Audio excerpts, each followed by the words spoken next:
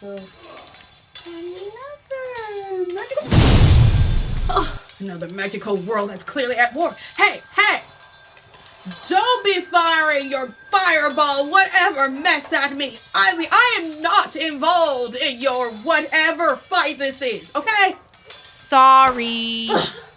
Nervous some people. Well, since it looks like I'll be dealing with a lot of magic today, might as well talk about the cruelty of magic.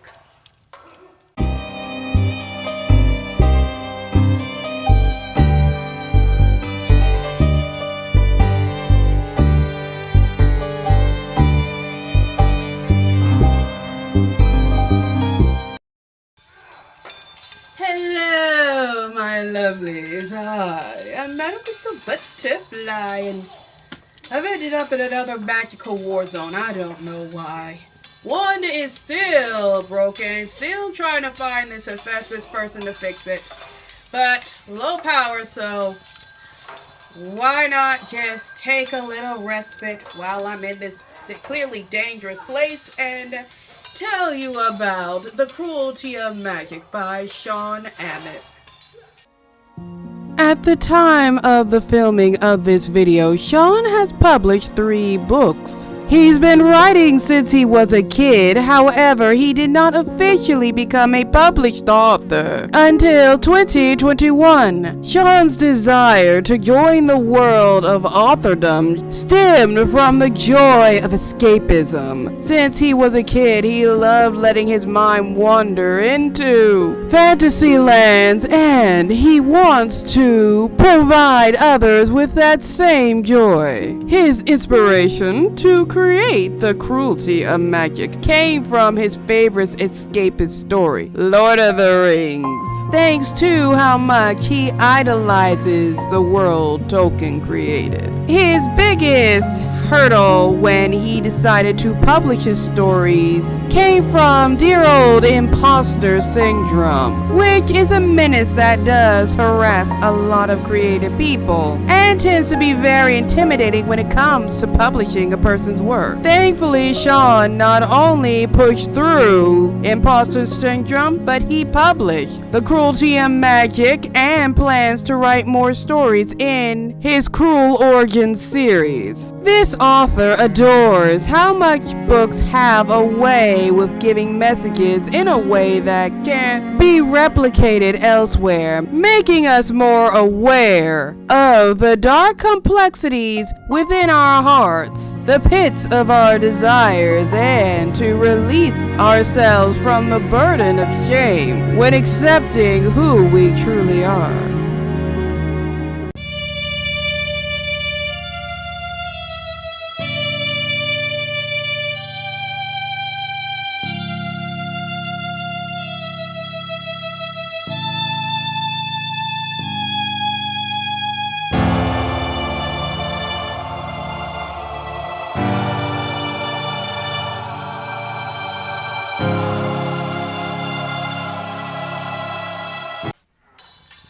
My lovies, in a way, I can kind of relate to this story.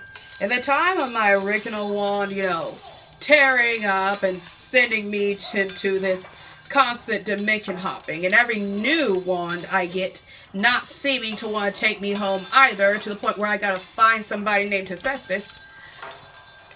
Magic is just pretty darn cruel.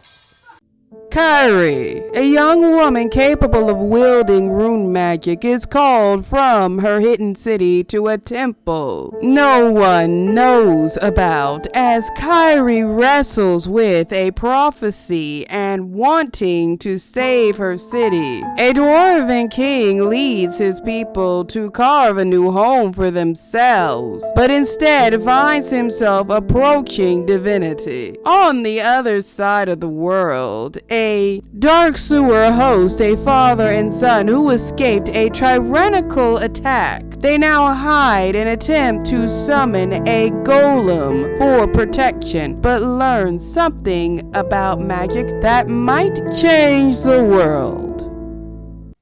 I want to take a moment to talk about some of the characters in this story.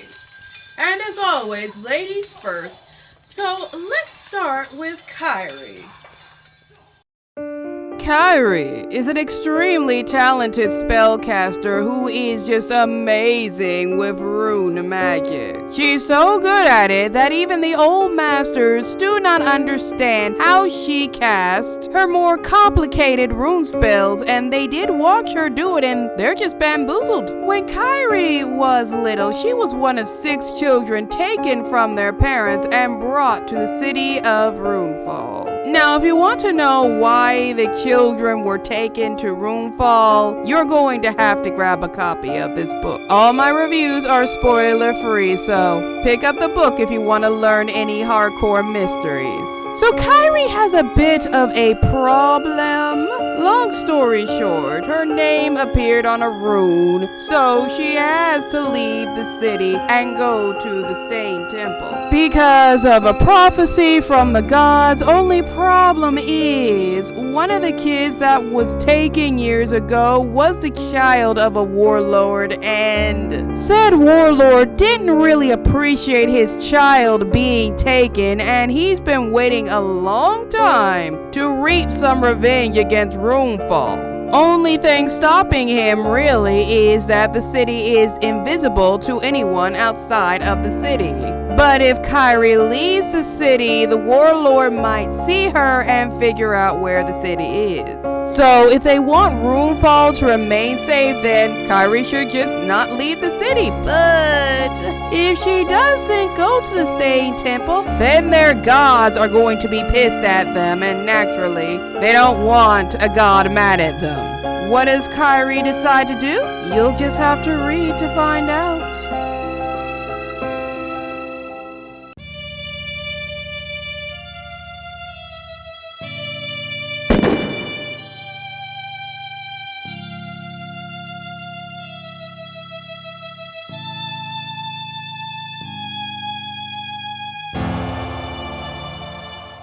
Allow me to shed some light on the plight of Grumpy and his people. Dwarves in this story have it rough, especially the dwarf king Grumpy. Grumpy's whole goal was to save his people because everything and everyone seems to want all the dwarves to not be alive, and they have absolutely no idea why. It wasn't like they went out of their way to find trouble and pissed a lot of people or other creatures off. They just get attacked non-stop. The non-stop attacks against his people were the reason Grumpy thought it would be wise to return to his people's original homes in the mountains, and they struggled to get there, losing many of their fellows. Sadly, when they finally arrive, they are greeted with an all-new kind of hell. For example, food is getting low, and Grumpy thinks that it would be a good idea to just go find some food so they'll be able to keep their rations up, only for him and his hunting party to get attacked by some kind of weird bird monster while trying to find food, resulting in the loss of more of his comrades in the battle to defeat the bird. Also know once they take the bird down, they can't eat it, so their whole food problem doesn't get fixed. Grumpy is a character that I did feel a lot of sympathy for outside of him being a king who really doesn't want to be king. Almost everyone is angry with him, especially a dwarf named Damery. Grumpy and everyone else knows that Damery is in love with Grumpy's wife, combined with, when it comes time to criticize any decision Grumpy makes, Damery is the loudest about complaining about any idea Grumpy has. Which is a problem because the dwarves are all frustrated. A lot of them are mad at Grumpy, and this does cause more division. To be honest, it didn't take long for Damery as a character to annoy me, which made him, in my opinion, a very good character to help the plot move forward. His constant need to be against Grumpy adds to the problems the dwarves face. I also found Grumpy and the part of the story talking about him and his people fairly interesting because we don't meet them at the beginning of their journey. The beginning of their journey is when they left their home to try to get to the mountains while they were being attacked on the road and everything else. So when we meet them in this story, it's actually at the end of their long journey, and we're being greeted with their new one.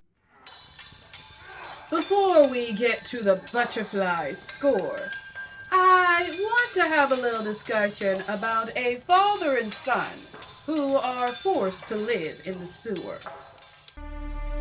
Varix and his son Varus are forced to live in the sewers because Varus was supposed to be one of the children who was taken to Roomfall 19 years ago. Now Varus wasn't taken because his parents fought back, and sadly in the scuffle his mother was killed. Thankfully, Varix was able to protect his son, and he's still trying to protect his son, but it is difficult for him. And the only real safe place he seemed to have found is deep in the sewers. While living in the sewers, Varix is trying to create a golem to protect the both of them, but he's only succeeded at doing this once in his life, and he was never able to recreate it, and he doesn't know why he wasn't able to recreate it considering he did it once. Combined with this really makes him feel like a failure, like he's failing to provide his son with a better life, he's failing to protect the two of them. It really hits him hard. He also suffers from a little bit of the madness, which causes him to have outbursts and things like that. And he thinks about how much his son has to tolerate via his behavior and failure to create another golem. However, his son does love his father very much, and he looks up to him. Sadly, the pair are found by their pursuers, and during the escape, Varix is killed, but his soul gets attached to a golem. How did that happen? Well, his son figured out how to make one on the fly, but now Varix is in a golem with the golem spirit, so you get to see how that quirky adventure works out if you grab a copy of this book.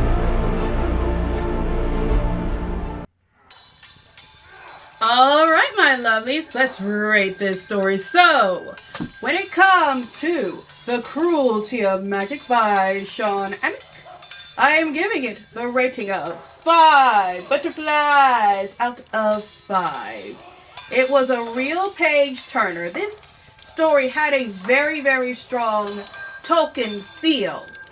I really assume it has something to do with how the author did his world building, because it did have a strong Tolkien feel, like a Tolkien story, but trust me, this story is entirely its own thing. It's not a copy and paste of what Tolkien did. It does its own thing and does new stuff, and it's a non-stop page turner. So, I'm going to tell you right now, if you have been good, and if you've been a little bad, you definitely need to treat yourself to this story. It is just such a treat. And my lovelies, if you enjoyed this video, please, please, please give it a like. Leave me a little comment. And if you have not yet, slap that subscribe button like it owes you money. And don't forget to give that little notification bell a ring. And with that, my lovelies, this video is a wrap. Now, if you please excuse me, this magic war appears to be just heating up, and I want nothing to do with it. So, now that this wand's recharged, I'm going to get out. Until next time, I hope you all have a lovely day.